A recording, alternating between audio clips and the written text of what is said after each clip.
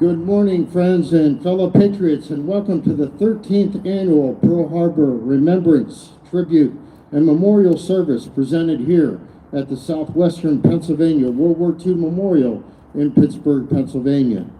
Since this memorial's dedication in 2013, I have had the privilege to host this annual event and have been honored to be joined by fellow living historians, veterans, family and friends of veterans, and fellow citizens within the memorial itself. Coupled with hundreds of people watching a virtual presentation on Facebook and YouTube from around the world, I am so pleased that you could join us here today as we remember Pearl Harbor. Over the years, through advancements in technology, equipment, and means to couple them together, we have enabled each program to be better than the last. Not to say that there has not been challenges with weather, sometimes snowing, sometimes raining, but this year again we have taken steps to boost our audio portion of our program so everyone can hear in perfect clarity of what is being said and, more importantly, how it is being said. It is for those inflections in tone that make this program truly unique. We will start the program today with an obligatory chronology of that day of infamy, providing historical details on the attack of December 7th, 1941, then cite as and written as delivered 84 years ago, President Roosevelt's immortal Day of Infamy speech, delivered in a joint session of Congress the day following the attack. Once delivered, we will move on to tributes of World War II veterans who have earned with their valor and bravery the French Legion of Honor Medal. In 2025, 4 men that I've helped in this process will be profiled, and then a special part of our program this year, adding the arsenal of democracy and how Pittsburgh changed the face of world history by its industrial might. Following that, we will honor and tribute and memorialize those that have passed away since our last gathering here a year ago. These men, for the first time, and a woman who have become influential in all our lives with their exemplary dedication to duty, honor, country, and abilities will each be eulogized in a personal way. Following their memorials, we will sound taps, and then fold our nation's glorious banner and place it upon the pedestal of freedom overlooking the 3 rivers before us, the Allegheny, the Monongahela, and which then form the gateway to the West, the Ohio River. Before we begin, please allow me to introduce my friends Tim Braithwaite, Brad Collins, and Paul Frankovich. Thank you, gentlemen, for your support and continued efforts in honoring those that did so much for all of us. And now, Pearl Harbor. Precisely 84 years ago at this moment, 7:53 a.m. in the Hawaiian Islands, 12:53 p.m. Eastern Time, the 1st Japanese Airborne Strike Force, led by Flight Commander Mitsuro Fujita, radioed back to the Japanese task force, "Tora, Tora, Tora," a coded message indicating that total surprise had been achieved. Moments later, 51 Val dive bombers, 40 Kate torpedo bombers, 50 high-altitude bombers, and 43 Zero fighters began an ambitious sneak attack on the U.S. Navy anchorage at Pearl Harbor. This first wave targeted airfields and Battleship Row, and upon this initial success, a second wave of planes targeted additional ships and shipyard facilities. During these attacks, 8 battleships were damaged, with 5 of those now sunk in the harbor. 3 light cruisers, 3 destroyers, and 3 smaller vessels are lost, along with 188 American aircraft. The battleships Utah, Oklahoma, and Arizona were total losses. The Japanese lose 29 airplanes of 353 in the sky involved in the air attack, and 5 midget submarines, 64 men killed, and 1 taken prisoner. Yet by war's end, 66 of the 67 ships that the Japanese naval flotilla had for the Pearl Harbor attack lay at the bottom of the ocean or destroyed. At 8:10 a.m., 110 Eastern Time, a Japanese Nikijima B-5N bomber, nicknamed Kate, dropped a special 1,750-pound bomb, anti-ship Type 99, that pierced the forward deck of the battleship Arizona. Behind me, we see the Arizona and the results of that attack. The bomb penetrated as far as the Arizona's forward munitions storage hold, then detonated, setting off more than 1 million pounds of gunpowder. In an instant, 1,177 men were lost. Of those, 1,102 sailors remain entombed within the ship today. Overall casualties include 2,336 servicemen killed, along with 68 civilians, with an additional 1,178 wounded. By 9:45 a.m., 2:45 p.m. Eastern Time, the attack had ended. The element of surprise no longer to the attacker's advantage. Japanese Admiral Yamamoto decided to withdraw his naval force from the Hawaiian waters rather than risk another attack. He feared that all we have done is to awaken a sleeping giant and fill him with a terrible resolve. His premonition was right. At great cost on all sides in the coming years, those fears were realized. The following day, on Monday, December 8, 1941, President Franklin Delano Roosevelt addressed the joint session of Congress in what now has been called his Day of Infamy speech.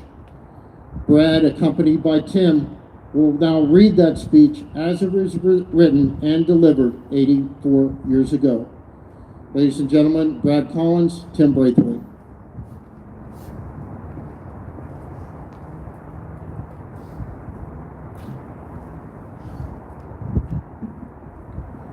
Yesterday, December 7th, 1941, a date which will live in infamy, the United States of America was suddenly and deliberately attacked by naval and air forces of the Empire of Japan. The United States was at peace with that nation, and at the solicitation of Japan, was still in conversation with its government and its emperor, looking forward to the maintenance of peace in the Pacific. Indeed, 1 hour after Japanese air squadrons had commenced bombing in the American island of Oahu, the Japanese ambassador to the United States and his colleagues delivered to our Secretary of State a formal reply to a recent American message. And while this reply stated that it seemed useless to continue the existing diplomatic negotiations, it contained no threat or hint of war or of armed attack. It will be recorded that the distance of Hawaii from Japan makes it obvious that the attack was deliberately planned many days or even weeks ago. During the intervening time, the Japanese government has deliberately sought to deceive the United States by false statements and expressions of hope for continued peace. The attack yesterday on the Hawaiian Islands has caused severe damage to American naval and military forces. I regret to tell you that very many American lives have been lost. In addition, American ships have been reported torpedoed on the high seas between San Francisco and Honolulu. Yesterday, the Japanese government also launched an attack against Malaysia. Last night, the Japanese forces attacked Hong Kong. Last night, the Japanese forces attacked Guam. Last night, the Japanese forces attacked the Philippine Islands. And last night, the Japanese attacked Wake Island. And this morning, the Japanese attacked Midway Island. Japan has, therefore, undertaken a surprise offensive extending throughout the Pacific area. The facts of yesterday and today speak for themselves. The people of the United States have already formed their opinion and are well understand the implications to the very life and safety of our nation. As Commander-in-Chief of the Army and Navy, I have directed that all measures be taken for our defense, but always will our whole nation remember the character of the onslaught against us. No matter how long it may take us to overcome this premeditated invasion, the American people, in their righteous might, will win through to absolute victory. I believe that I interpret the will of the Congress and of the people when I assert that we will not only defend ourselves to the uttermost, but will make it very certain that this form of treachery shall never again endanger us. Hostilities exist. There is no blinking at the fact that our people, our territory, and our interests are in grave danger. With confidence in our armed forces, with the unbounding determination of our people, we will gain the inevitable triumph, so help us God. I ask that the Congress declare that since the unprovoked and dastardly attack by Japan on Sunday, December 7th, 1941, a state of war has existed between the United States and the Japanese Empire.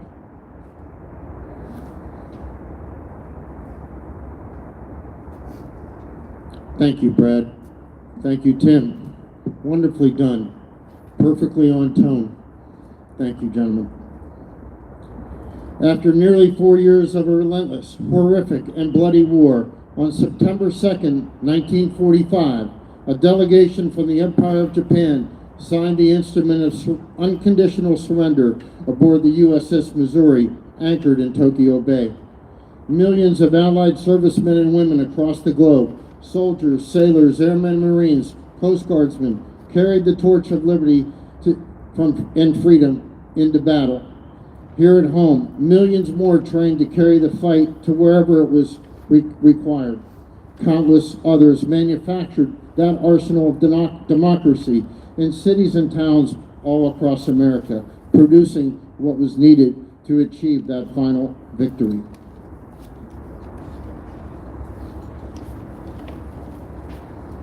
Since 2014, it has been my honor to help several World War II men who achieved that final victory apply for France's highest honor, the French Legion of Honor.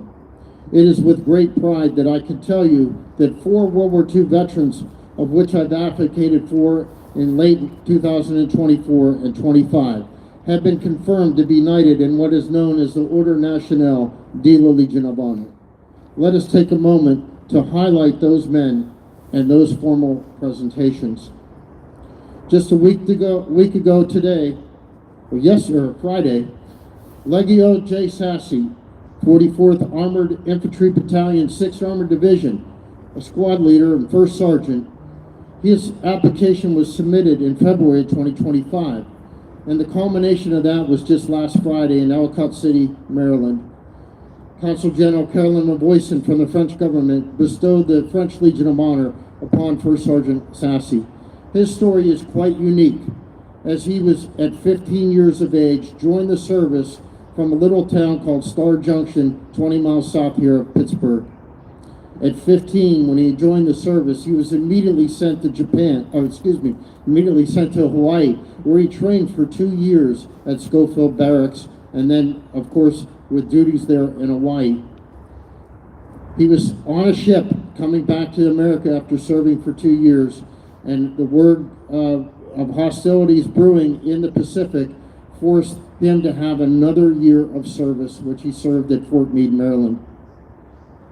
Amazing that even by the time he turned 18 years of age, he'd already been in the service for 3 years before Pearl Harbor ever happened. In and out of the service before America entered the war, and assigned then to the 44th Armored Infantry Battalion, 6th Armored Division, he landed in France after rejoining the service in April of 1942, in July of 1944.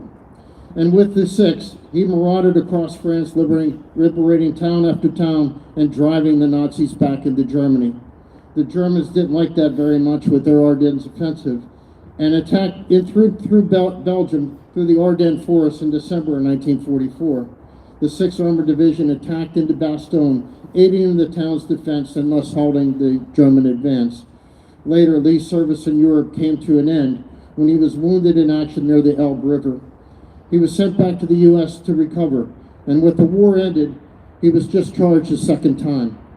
And not yet finished his service to the fellow citizens and that of Uncle Sam, returned the next day and re-enlisted. He ended up through Japan and into Korea, a 10-year remarkable service. Congratulations, Lee, on your achievement of becoming a Chevalier in the French government. And just 3 days from now, John F. Holman, 845th Bomb Squadron, 489th Bomb Group, 8th Air Force, will be bestowed the French Legion of Honor in State College, Pennsylvania. First Lieutenant John Holman piloted a B-24 bomber. His application was submitted in June of this year and approved remarkably fast in October of 2025. In 34 missions, Lieutenant Holman co-piloted a 4-engine consolidated B-24 Liberator bomber in missions over France, Belgium, Holland, and Germany. Arriving in England in mid-June of 1944, Holman and the crew of Joe and Rebel Gal flew those missions from July through November of 1944. They included bombing ground targets consisting of enemy troop concentrations, airfields, rail yards, the launching sites for Nazis' so-called vengeance weapons, the V-2 and V-1 rockets. He also flew several resupply missions into France, which provided advancing Allied armies and French civilians alike with much-needed fuel, food, and medical supplies. As I mentioned, his presentation is just 3 days from now in State College, Pennsylvania. Congratulations, Lieutenant Holman, on the success and pending ceremony. Right after Pearl Harbor's Remembrance ceremony last year, I came to know Staff Sergeant Philip Bruce Cook through a mutual friend. He was assigned to the 525th Bomber Squadron, 379th Bomb Group, and after advancing his medic application and evidence packet to the French government in December of 2024, Staff Sergeant Cook was approved this past summer. During the Allied bombing campaign in Europe, Staff Sergeant Cook flew 35 missions as a crewman aboard a B-17 Flying Fortress. His primary role was to man the aircraft's ball turret gun position on the belly of the plane. Although it was armor protected, he was really without any of the defense other than that armor himself, and too cramped to actually put on his parachute if the plane was hit. Most likely he would have been killed if that plane was hit. The primary objective of the 379th Bomb Group, 8th Air Force, was to bomb enemy rail yards, airfields, factories, communication centers, rocket sites, synthetic fuel factories, and enemy troop concentrations within France, Germany, and Czechoslovakia. Some of those missions he flew were in an airplane named Old Gappy, or AKA Topper. That flying fortress alone flew an amazing 157 missions over Europe. And sadly, due to the recent government shutdown, that grounded Mr. Cook's formal ceremony until early 2026. But nevertheless, we will plan to get that off the ground in Columbia, South Carolina, as soon as possible.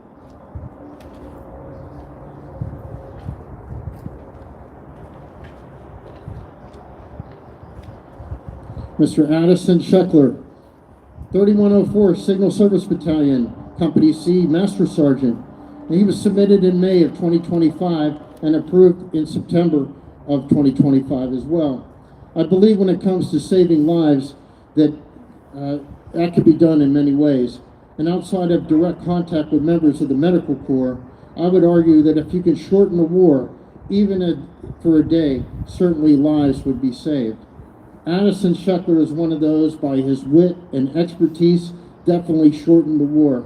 Although impossible to quantify, his actions were instrumental in establishing the continuity of an undersea communications cable that linked the War Department in Washington directly to the French mainland. In developing, implementing, and perfecting these cable transmissions, Master Sergeant Scheckler of Caddo, New York, was the right time at the right place to make it all work. By perfecting this vital connection through his first-hand efforts and technical expertise, this state-of-the-art technology then established an efficient and secure means of communication between the War Department and the front lines. That connection most likely saved countless of lives, both Allied, Axis, and civilian. by bringing an end to the war in Europe faster. His formal ceremony will take place in early 2026. On top of planning and preparing for those ceremonies, I've been quite busy submitting more candidates, and it's hard to believe that at this late hour of life that so many diverse heroes that came my way in a short period of time this past summer. They are Joseph Diamidio, assault boat gunner, First Wave, Normandy, France. His application was submitted in July of this year, and we're waiting as a confirmation. Robert Holbach, Corporal, 665th Field Artillery Battalion, 7th Army, and 28th Infantry Division, submitted on 8/8/2025. Paul J. Lynn, a corporal with the 291st Medical Police Company. His application was submitted on August 21st. Seymour Lipper, 349th Replacement Company, 105th Replacement Battalion, 7th Army, submitted on 8/22/2025. You can imagine the effort it takes to get this many applicants processed in this short a period of time. It really is truly a remarkable feat. One more. Robert Dabrowski, Tech Sergeant, Battery B, 609th Field Artillery Battalion, 71st Infantry Division, submitted on the 29th of August, 2025. Please join me in wishing these men bon chance as their applications are being reviewed. As part of our new program this year, we'll start talking about the arsenal of democracy and Pittsburgh and the Southwestern Pennsylvania area's contributions as a whole here to the war effort and winning World War II. My friends Paul, Tim, and Brad will now talk about that arsenal of democracy forged right here on the rivers and in industry and factories all across Southwestern Pennsylvania. Gentlemen.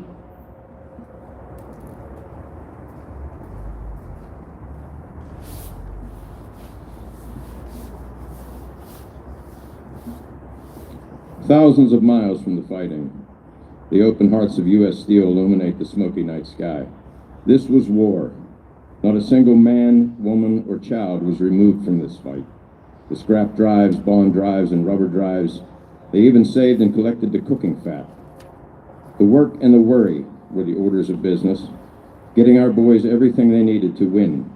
Victory much less assured than anyone cared to utter.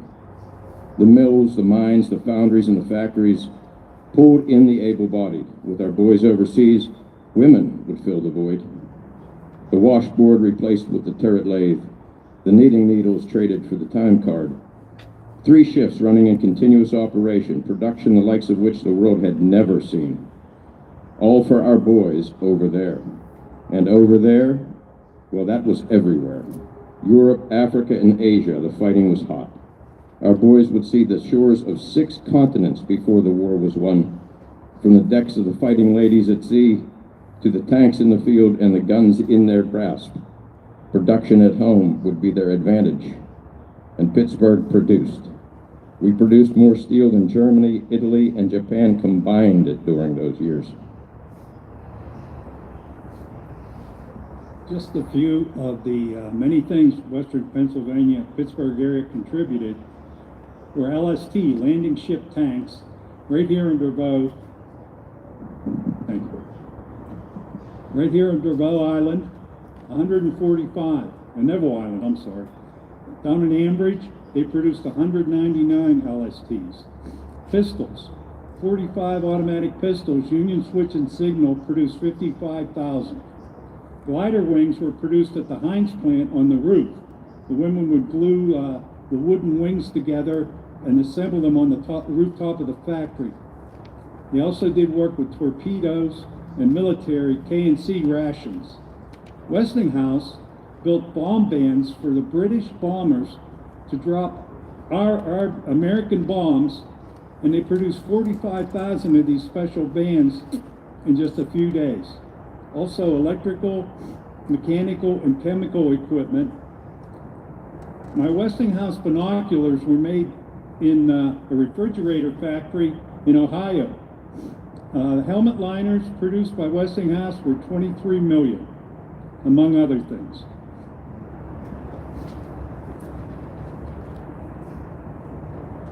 Pittsburgh, city of bridges. Pittsburgh, city of steel. Pittsburgh, the arsenal of democracy. During World War II, Pittsburgh was a major industrial complex center, known for its massive production of steel and other materials essential for the war effort. Items being produced, tanks, ships, and even planes. Also produced were key equipment like the original Jeep, radar systems, torpedoes, and even the Norden bomb sight. Pittsburgh steel mills, including United States Steel, Jones and Lockheed, right here on the banks of the Monongahela River, were the cornerstone of that war effort. During that period from 1941 to 1945, and commencing in 1941, production output was increased by 200%. Pittsburgh was producing more steel at that time than all of the Axis powers combined. The Draveau Corporation pioneered new assembly line techniques to build LSTs, as Tim mentioned, landing ship tanks. They produced 20% of all those used during World War II. Nesta Machine Corporation manufactured a significant portion of the 155 millimeter gun barrels that were used throughout the entire war. Allegheny Ludlam, located in Creighton, PA, were very influential in their processing stainless steel alloys. And right here across the river from us in downtown Pittsburgh, Westinghouse Corporation, Group W, KDKA TV and radio were manufacturing components on the weapon systems and radar equipment. Others in the area, Alcoa, the aluminum producers, rubber and petroleum products, all needed to support the effort being commenced here in 1941. The Pittsburgh region spent approximately $511 million on factory expansion during the start of World War II. It's the sixth largest among any participating industrial site. A small thing of note here that the Jeep, with 639,000 of them produced by Ford Motors and the Overland Ford Company in, Willys, Overland in Ohio, produced 639,000 Jeeps, but the Bantam Car Corporation, located 30 miles north of Pittsburgh here in Butler, developed the prototype in a matter of only 49 days after being given the authorization by the United States Army to come up with a new type of vehicle. The BRC-40, the Bantam Recon car, was made exclusively by the Bantam Motor Corporation, was used for the British and the Soviets. They only produced 2,675 of those vehicles. They couldn't come up with the capacity to make the almost 700,000 vehicles that were requested. The United States Army gave the prototype out in 1937, soliciting proposals. Of all the 135 that were requested to submit them, only 3 came through in American Bantam, a local Pittsburgh, I want to say a local Pittsburgh entity, but they're really in Butler. They're not in Pittsburgh, but they're part of the scene here for Pittsburgh. So just to mention these names of these companies shows that right here on the banks of the Ohio River, going down to Neville Island, as we mentioned for the LSTs, and everything else in the steel mills on the Mon River and the Allegheny River, show the importance of Pittsburgh. So much so that it was always declared that it was on the cutting edge of technology, but it was also in the eyes of our oppressors, the Axis powers. That Pittsburgh, because of its railroads, its rivers, and merely because of its population, was producing more and more than virtually every other major city in the United States. Thank you.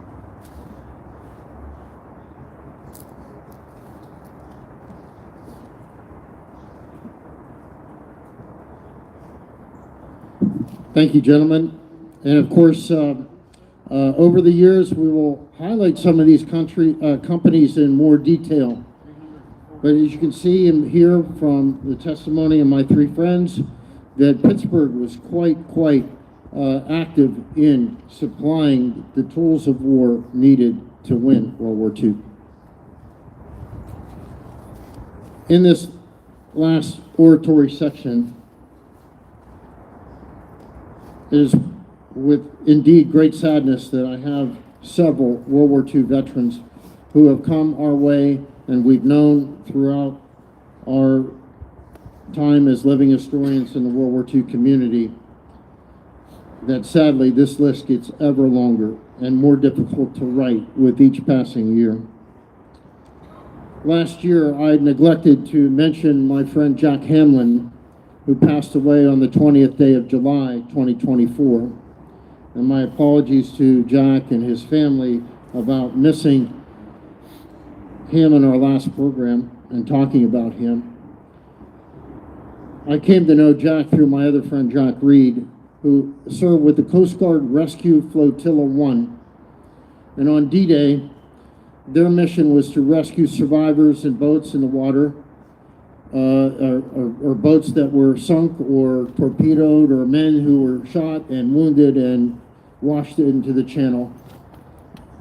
They rescued 1,437 people and one Royal Army Medical Corps nurse.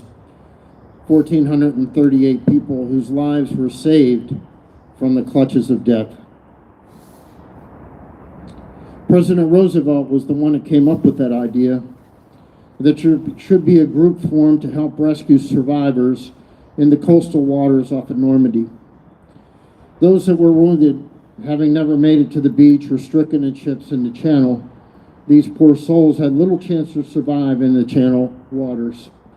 So a group of 83 wooden-hulled patrol boats manned by Coast Guard crews, 12 boats per each beach, were deployed to aid in rescuing any soldier or sailor that found themselves in great peril. Our friend Jack Hamlin, a rescue swimmer, and for the lack of a better description before the even term rescue swimmer was ever perceived, was on board of one of those rescue boats off of Omaha Beach. Now, I'm not sure exactly how many soldiers or sailors he might have rescued from the waters, but I was told that more than 100 personally rescued by Jack himself and dragged onto the boat. Altogether, as I said, 1,438 people were rescued out of the frigid waters of the channel. Imagine for a single moment the legacy of those that live to see another day. 6 months later, Jack again was called into action as the SS Leopoldville, ferrying soldiers of the 66th Infantry Division were torpedoed on Christmas Eve, 1944, 5 miles outside the port of Cherbourg. Of the 2,235 soldiers aboard, nearly 900 died. Only God knows how many were rescued in the frigid waters, Jack doing his best to rescue, as did the rest of the crews that were sent that way. Jack's death in July of 2024 shook the core of a lot of friends, and to be honest, it is difficult to talk about his passing even now. He was a kind man, very personable and always smiling, a person that you once met, you always had a friend. Rest in peace, Jack. You will never be forgotten. Norris H. Waddell passed away on the 26th day of January 2025. He was with the 75th Infantry Division, 291st Infantry Regiment, a sergeant on D-Day. He landed at Omaha Beach on June 6, 1944, in Normandy, France, with the 1st Division Corps near the Exit F Fox Red Beach. Following the initial assault, PFC Norris was given orders by 5th Corps Commander Leonard Giroux to scout out a rendezvous point where American forces advancing from Omaha could link up with advancing British forces from Gold Beach. Serving as the general's messenger, PFC Norris drove by jeep, not only located the British forces, but also made direct contact with British Field Marshal Bernard Law Montgomery. During the Battle of the Bulge, the day after Bastogne was relieved on the 27th of December 1944, PFC Norris drove 90 miles on icy, winding roads all night without illumination to deliver a top-secret order to a forward artillery battalion. In total darkness, he had followed a memorized route after studying maps of the area. His message to the artillery unit: train your guns on this position where a top German general was being billeted. The artillery received and acted upon these orders, and at the appropriate time fired from all positions, and thus eliminating and ending the war early for that German general. Throughout the war, Norris continued to be General Giroux's messenger, driving over 1,300 roads for a total of 29,000 miles from Omaha Beach to Pilsen, Czechoslovakia, where the war ended for Norris. Although Norris and I never personally met, I was honored to help him and his good friend, Tom Cadell, in crafting a successful application for the French Legion of Honor, of which he was awarded on Veterans Day in 2017. Rest in peace, Norris. Your heroism and service in the cause of liberty will never be forgotten.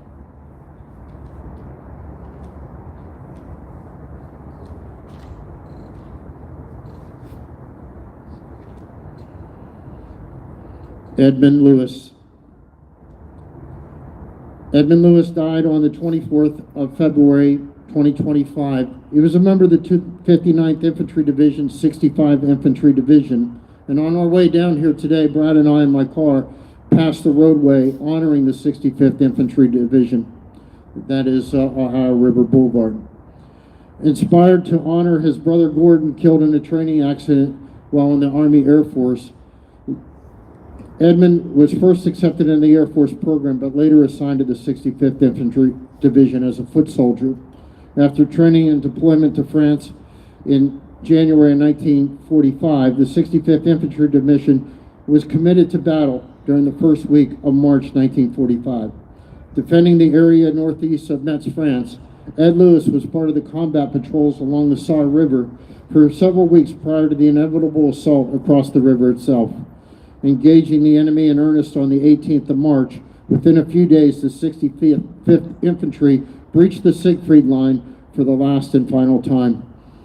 As an infantryman, Ed found himself advancing house to house, street by street, town to town, as Allied forces pushed their way into western frontier of Germany. In aiding in the liberation of the Mauthausen death camp, a few weeks later, Ed was bewildered by what he saw. How could this be? Were the words Ed shared with me as I prepared his application for the Legion of Honor in 2021. The sight seen and the smell within the camp always stuck with Ed, even after all these years. Shortly after celebrating his 100th birthday this past February, Ed sadly passed away after a fall at home. I was honored to take part in rendering honors to him in his graveside service. And Ed Lewis was not only a decorated soldier, but a friend who has always given me words of encouragement and praise for not only helping him, but all those that served. Rest in peace, Ed. Ed Cottrell. Ed Cottrell passed away on the 29th of March, 2025. And in World War II, a then 21-year-old second lieutenant, Ed Cottrell piloted a P-47 Thunderbolt with the 493rd Fighter Squadron of the 48th Fighter Group, 9th Air Force. Arriving in France in September of 1944, Lieutenant Cottrell flew 65 missions in total. These missions were very dangerous in every respect, from small arms fire from the ground, air-to-air fire from enemy aircraft, and enemy flak exploding all around, plus the tops of trees and, of course, the weather. All these elements, as well as the reliability of the aircraft itself, made every mission that a combatant pilot flew in World War II especially hazardous. I came to know Ed via the conference call held weekly here by the Veterans Breakfast Club, headquartered right here in Pittsburgh.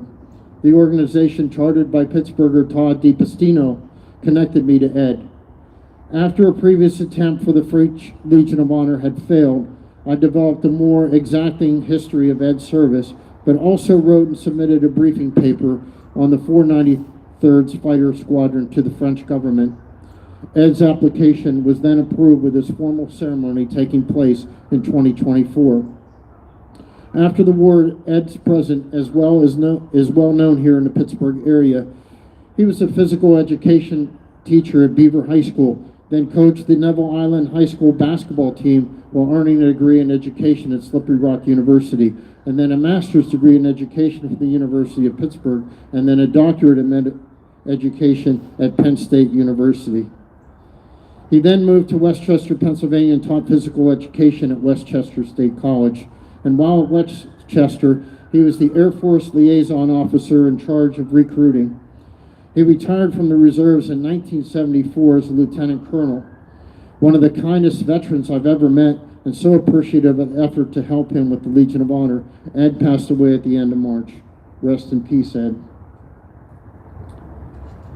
Dominic Alusha passed away on the 11th of April, 2025. The Newcastle native, Technical Sergeant Dominic Alusha, arrived in France in September 1944, and with his training and expertise in portable power generation, served with the 1st Platoon of Battery A of the 231st AAA Searchlight Battalion. Vital to the Allied cause, the port of Cherbourg had sustained significant damage during its liberation in July of 1944, and little had changed by what remained was just rubble by the time that Dominic arrived. Using those powerful searchlights, the unit not only aided in returning the port back online, but those searchlights and radar helped distressed aircraft and their crews find their way to nearby Mauritius Airport, especially in bad weather along the coast of Normandy. As the Allies advanced out of Normandy, the unit relocated to Paris, then Holland, and then into Germany itself. And by war's end, the efforts of the 231st Signal Battalion from Cherbourg to Germany collectively were credited for aiding some 4,000 Allied aircraft to return safely to friendly airfields surrounded by an umbrella of light provided by those beacons. With an average bomber crew of 10 men times 4,000, that means some 40,000 men were able to return back to base after flying their missions. His family, unaware of his role in winning the war, the discoveries made while researching his history for the French Legion of Honor brought to light his part in all of it. Rest in peace, Dominic. Sadly, a few more. Ernest Marvel also passed away on the 11th of April, 2025. He was part of the 45th Infantry Division, 179th Infantry Regiment B Company. He was a rifleman. And just following the Battle of the Bulge, PFC Marvel arrived in France and was immediately signed as a replacement infantryman to Company B of the 179th Infantry Regiment. The 45th Division by that time had already fought in 4 major campaigns, 2 in Italy, 1 in southern France, and the aforementioned properly known as the Ardennes Offensive. In the midst of the present battle raging in what was become known as the Rhineland Campaign, the fresh-faced 20-year-old kid from Frankfort, Delaware, arrived near the French village of Rothbach, and was immediately given a vital mission by his commanding officer to crawl across an enemy field strewn with landmines and booby traps in an attempt to establish direct contact with a regiment beyond the contested ground. Successful in reaching that regiment and returning alive to his company, PFC Marvel was awarded the Bronze Star Medal for his meritorious achievement. Later, advancing towards Germany, Ernest and 27 other men were tasked to assault what was supposed to be a lightly held village. Only 8 of the 28 survived. After retracing the previous day's approach, Ernest found his battle buddy, Early Moniger, killed, holding a picture of his wife and children. While researching Ernest's service history for the Legion of Honor, his grandson Donnie reached out to Orley's grandchildren, and who were told a completely story on how his father was killed. It was a revelation that surely changed the family perspective and gave closure to the Moniger family. Ernest passed away in April. Rest in peace. Pittsburgher Milas Zernich, 17th Airborne Division. Sewickley Paratrooper Milas Zernich, 17th Airborne, passed away on May 6, 2025. A first-class man in every respect, as I've been to his home several times. PFC Zernich was always so appreciative of the attention shown to him by the living historian community and all those that appreciate what he did to preserve liberty and freedom.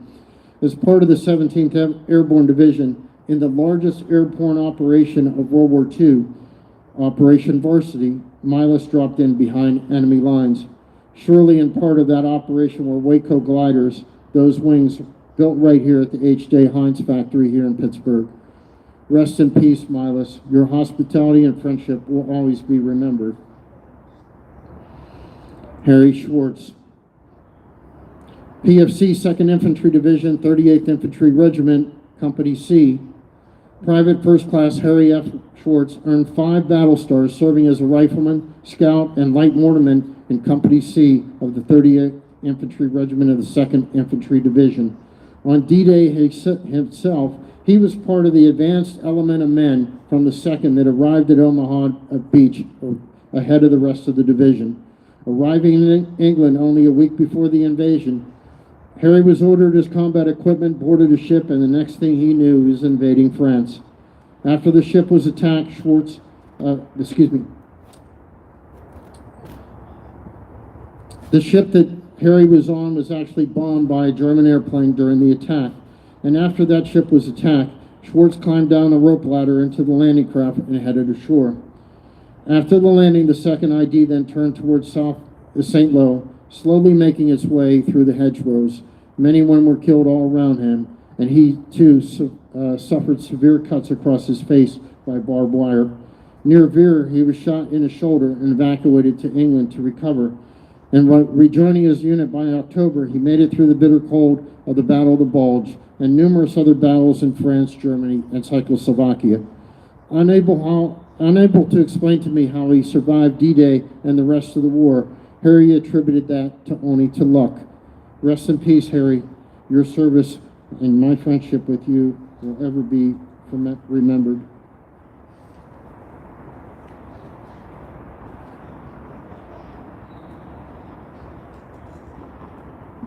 Miss Marion Wynn passed away on the 3rd of October, 2025 in Fairfield, California.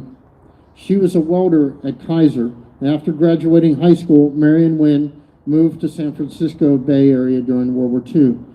She worked at the Kaiser shipyards, supporting the war effort as a Rosie. As a welder, she was most proud of being told by her supervisor that she could weld a seam better than any man he had ever supervised. During the war, her brother Don was killed in France, in Normandy actually. Having never been to France in 2019, she finally traveled to visit her brother's grave during the 75th anniversary of the invasion. Although we didn't meet then, I conversed with Marion over the phone, sharing several messages and gifts back and forth. She was truly a lovely woman. For their part in the war effort, Marion and all the Rosies received the highest civilian honor this past summer, the Congressional Gold Medal. Marion passed away in early October and will sadly be missed by many. Rest in peace. For those in the living history community, that shortly after I wrote this dissertation about and tributes to those that we knew, Charles Shea, a medic on D-Day, passed away in France. Charles Shea and I met for a very brief time in the cemetery in Normandy, France. And in my pocket, I had a challenge coin that I had minted for an event in Ohio. It depicted the cemetery itself and how Charles saved so many on D-Day, earning the Silver Star. It was only poignant that I hand that coin to him right there in the middle of the cemetery. I later found out that he had a memorial tribute, an Indian, American Indian, he had built along the shoreline of Omaha Beach. That tribute is a turtle, a symbol of peace and resilience, and now exists today as his memorial tribute on the beaches of Normandy. And just this morning, I received the very sad news that Leonard Giorgio, 45th Infantry Division, just like Ernest Marvel, but 180th Regiment, passed away in his sleep overnight. I helped Mr. Giorgio with his application for the Legion of Honor. He arrived in Africa in 1944, went through Algiers, and then into Italy just after the Italian invasion. Went into Rome, and then in August of 1945, participated in the invasion of southern France. That entitled him to earn the Legion of Honor, and I was proud to preside over his ceremony in Akron, Ohio, 2 years ago. Rest in peace, both Charles and Leonard. You will be certainly missed.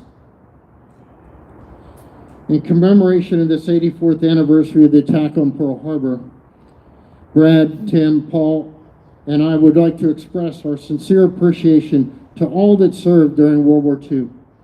Whether that service took place on distant battlefields, on open waters, within smoke-filled skies, or in factories and fields right here at home, let us remember their courage, their bravery, their dedication to duty. May they all know that, and those still living and those still living within our hearts, that their devotion to country, life, liberty, and the pursuit of happiness will forever be held utmost in our nation's highest regard. As always, the inspiration behind this program falls to the memory of our dear friend Bob Bishop of Austintown, Ohio. Bob was not only a personal hero of mine, but also to the nation as a whole. A man who was there that day, December 7th, 1941. He likened my visits to his home in Austintown, Ohio, to his many return trips to Pearl Harbor itself. And no greater compliment had ever been said to me. A fire controlman in the United States Navy, he served aboard the USS Tennessee. On December 7th, the stern of the Tennessee was tied to the bow of the Arizona, and Bob had told me that when the Arizona exploded, the Tennessee heaved forward. To honor Mr. Bishop is one of the main reasons why it is so important for me to return here to Pittsburgh each year, from my home in Tennessee to my hometown of Pittsburgh, to be in front of this iconic backdrop of that day of infamy, to remember this historic day and honor those that fought so bravely and valiantly from that day forward. I sincerely hope that their lives have been great examples to us all, that in the most difficult situations imaginable, under every circumstance, we need not only look upon their service in World War II, but take courage and resolve from their resolution to win absolute victory. Of the 419,400 American servicemen that were killed in action during World War II, Tim's great-uncle, Joseph T. Laffey, and my great-uncle, Almond Isbra McKeesport, and those like Jack, Tex, Ed Lewis, Ed Cottrell, Ernie, Milas, Henry, beautiful Marion, Charles, and Leonard, helped build our great country and have since passed, for being our teachers, our guides, our leaders, our mentors, and most importantly, our friends. We will now play taps to honor their memory. May they all rest in peace as we remember each of them. Following taps will fold a 48-star American flag and present it in what we call the pedestal of freedom on the south end of our memorial, overlooking to what has been called the gateway to the west, the Ohio River. That tri-sided pedestal is inscribed duty, honor, and country. And with placing of our nation's flag there, we will conclude our 14th annual ceremony here today. Thank you.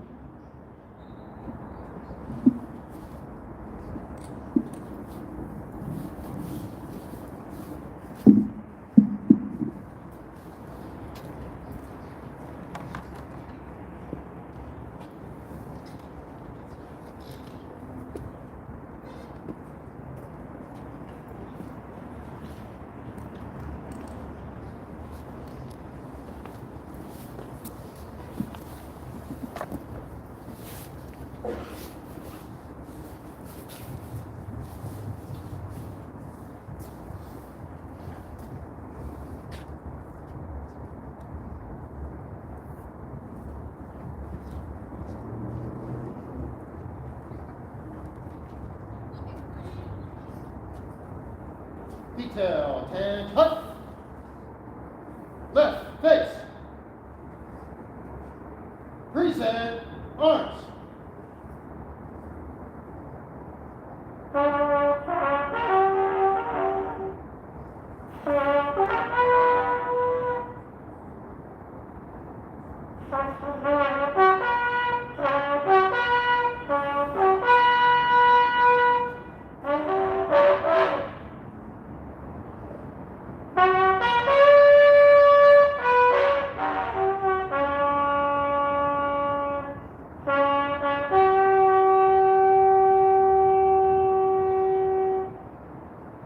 Order, arms.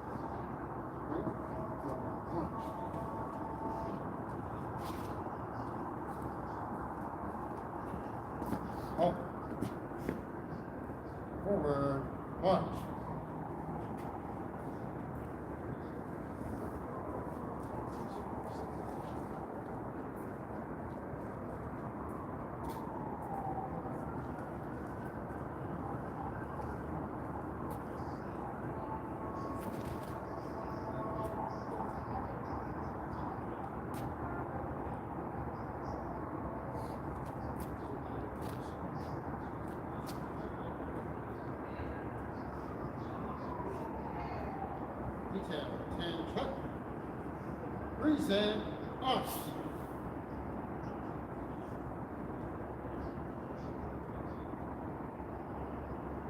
Order up.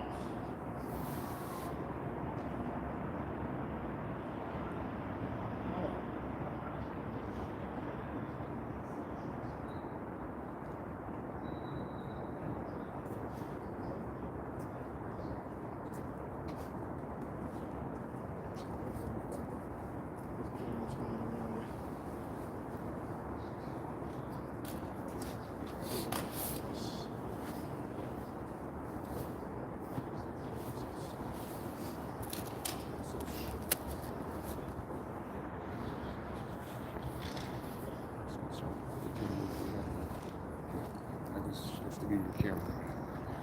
It's okay.